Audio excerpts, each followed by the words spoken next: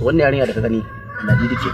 To Ladidi wanka, Ladidi mata gwamna. Haka babancin ke mata kenan. Ba ni da aiki sai tunani ki sani na ki nake. Ko duba ni baki kuma ni kaunar ki nake. Ina kaunar ki kin ji Ladidi. In life, people go in search of greener pastures. Either to achieve an aim or to meet a target.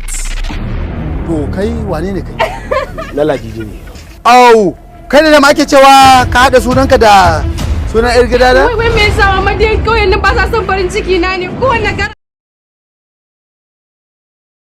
yazo sai ce yana so na. Ladidin banza Ladidin wofi. Gaskiya ka kaci ƙara zagin nan. Arewa Medium presents Na Ladidi the series. Lost in the city and in pursuit of his mission in the world of glamour, he comes across many hurdles, faces a lot of challenges and passes through several tests. What is his fate despite these obstacles? Find out in Na Ladidi. Da kake takama da shi. Kai mai takamarka.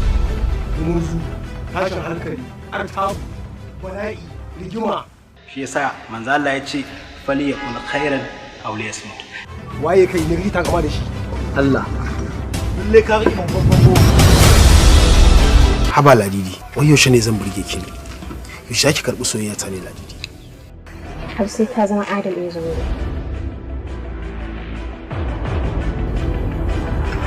Umar M. Sharif.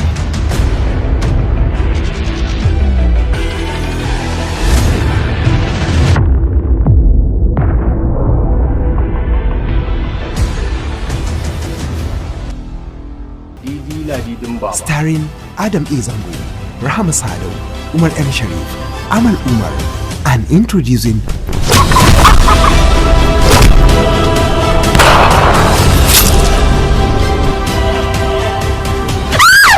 written by Jamil Nafsin, produced by Suleiman Sazisu, and directed by Alfazazi Muhammad.